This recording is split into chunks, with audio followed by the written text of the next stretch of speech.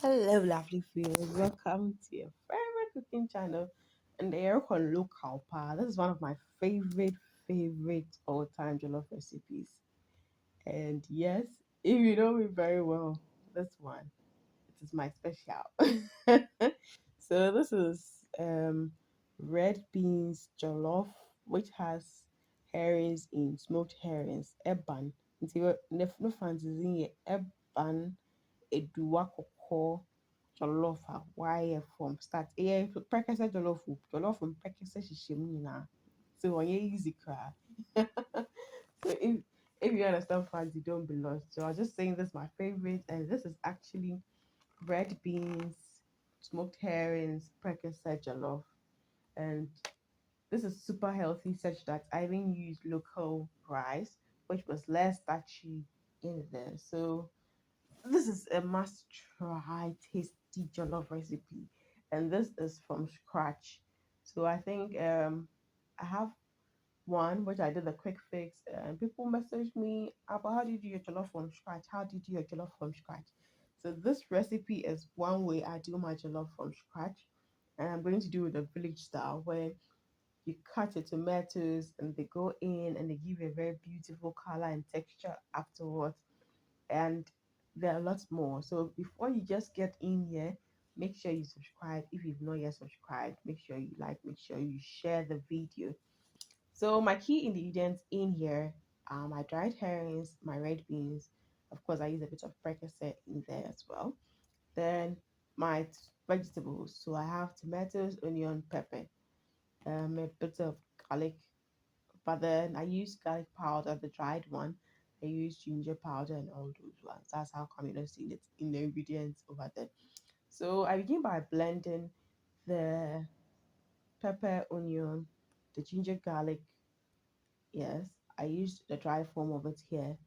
Then I added in my local spices, preko.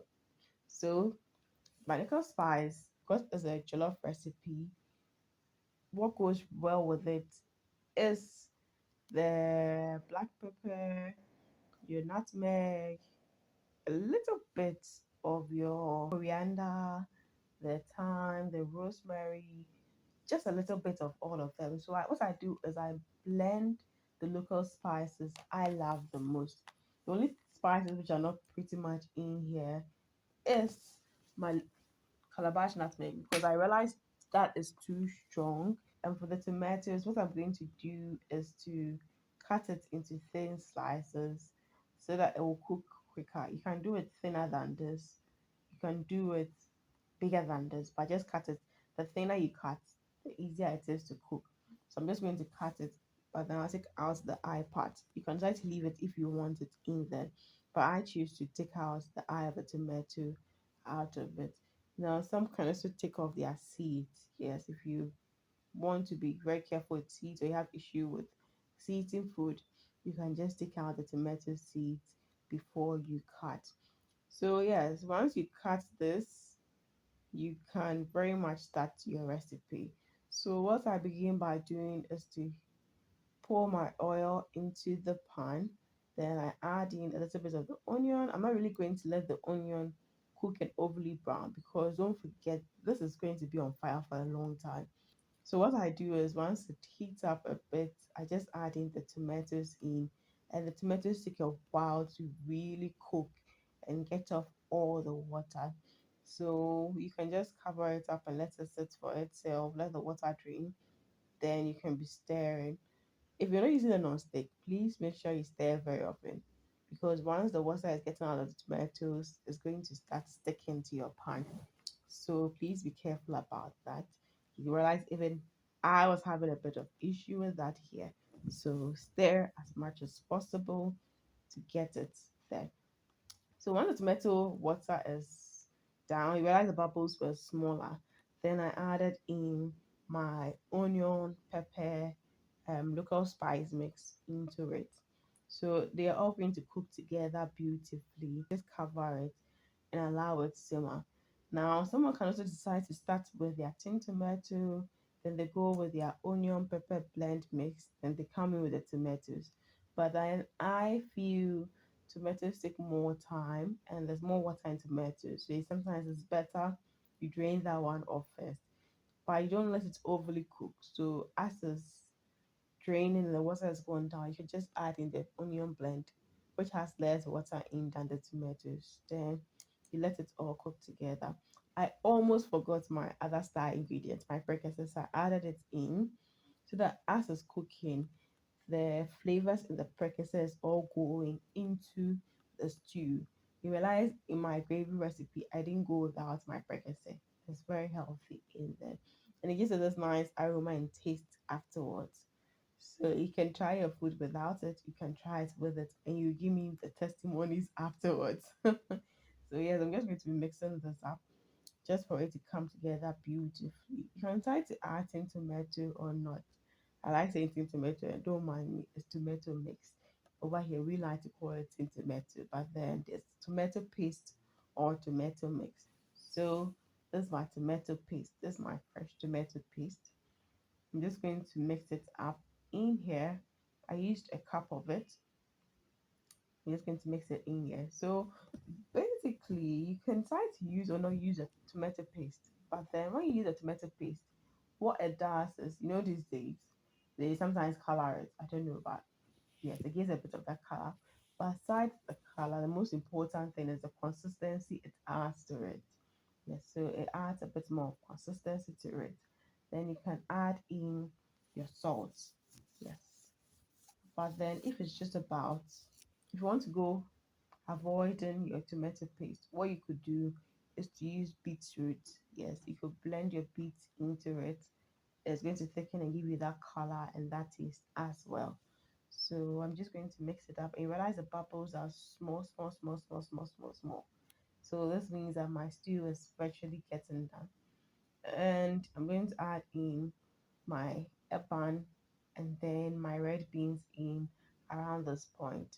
So Eban is very hard. If it doesn't go into your stew or your jollof early, you're going to feel the fish very, very hard. And if you don't use a very well dried smoked herrings, you're not going to really feel that vibe. So you need to go for the very dried and well smoked ones. But that means that when you're cooking with it, it has to go in a bit early, or else it's going to come out too hard. The red beans was pre-cooked and frozen. I added just a little bit of pepper powder to it, just to give it a little bit of pepper kick, because I like my jollof with a bit of that fire in there. So yes, I'm going to add in my rice. Now this is 1 cup of rice. I'm going to add another cup to get 2 cups of rice. Yes, so the cup I've been talking about, this is the cup, which is virtually like buying one margarine cup.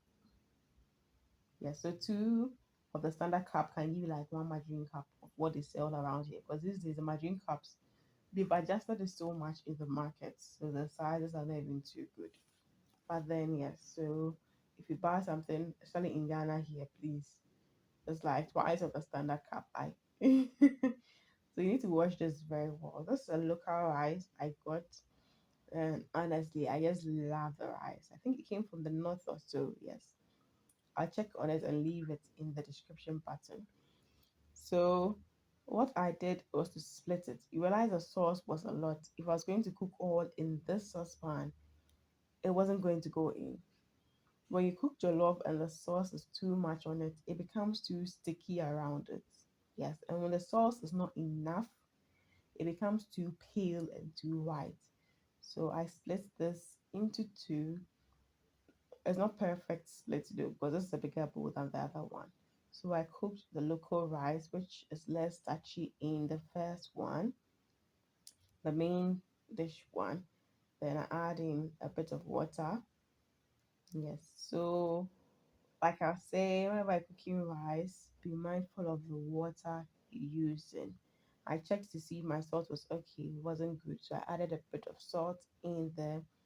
And don't forget, these days we're trying to check our spices eaten and our salt eaten, because we want to live longer. So yes, your water, you could use like the same part of water as you use for the rice, or just a little bit more than that. It's always good to cook with less water when you're doing rice than to do too much water at start. If the water is less at start, worst case you can sprinkle some water in when it's still too hard. But if you do too much water at start, you're going to get mushy, mushy rice. Now, sometimes people don't want to wash their rice. Sometimes you want to fry it a bit in the sauce. That makes you get that one rice grain stuff. So yes, I did a cup of rice and just a little bit more, like one third cup of it as well, because I realized the sauce was still a lot around it. And you'd want to fry this up. You could fry it for the stock around it to all go into the rice before you add in the water. So the belief is that when you do that, flavor and everything goes into the rice, and you get more of the grainy kind of rice, and your rice comes out looking nicer. hmm but for me, I feel it's just time taking.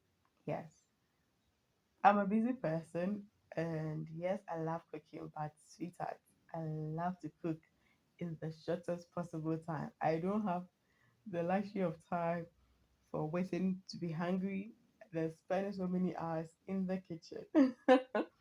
So yes, I just mixed that up and I just covered it. Then, like I said, jollof dear, you have to be stirring, stirring. So till the water disappears, every few minutes you'd have to go and stir, like 5 minutes. Yeah, I saw stir. So yes, because you're now starting, this is on medium heat. You're going to be stirring as the water is draining so it doesn't stick to your pan. Yes, I'll be doing same for the jasmine rice as well. You see how beautiful and decorated it is. Yes.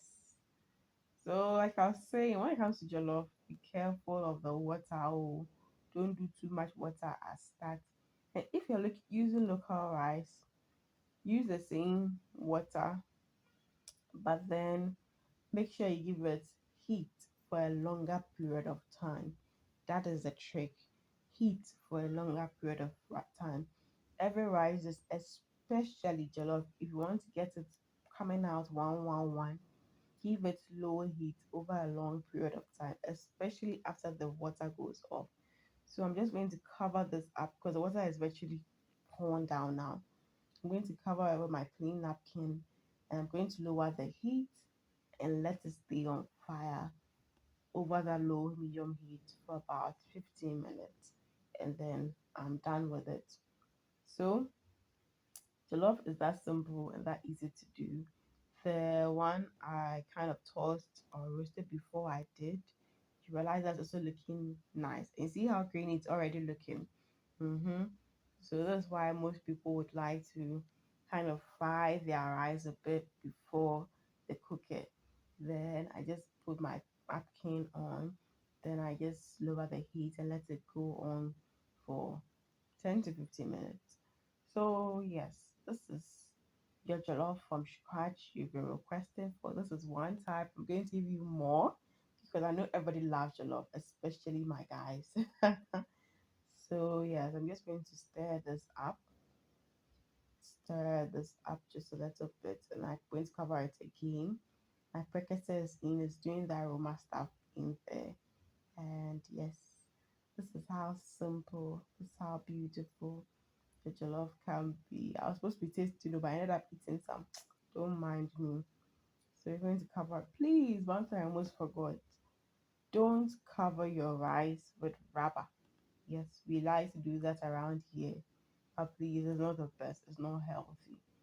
Use a clean napkin or get a face towel, the small white ones. If you don't want trouble like me, just get orange colored ones or something which would be easier to wash and maintain. But then the best is you could get a towel or a napkin. Napkins always do the trick for you instead of using rubber or polythene because you want to maintain the heat in as much as possible. So those go a long way. And after 15 minutes, your rice is virtually done. Oh, it's virtually done. So you can just serve and eat. So I served mine with a bit of the kanzo there. The black is the kanzo, the down part. And then I did it with my coleslaw. So yes, do give this recipe a try. Let me see how it goes. For me, this is one of my favorite jollof recipes I've shared here. Till I see you in the next food video, do live life to the fullest, be joyous, be merry. Lots of love from my team and I. Ah.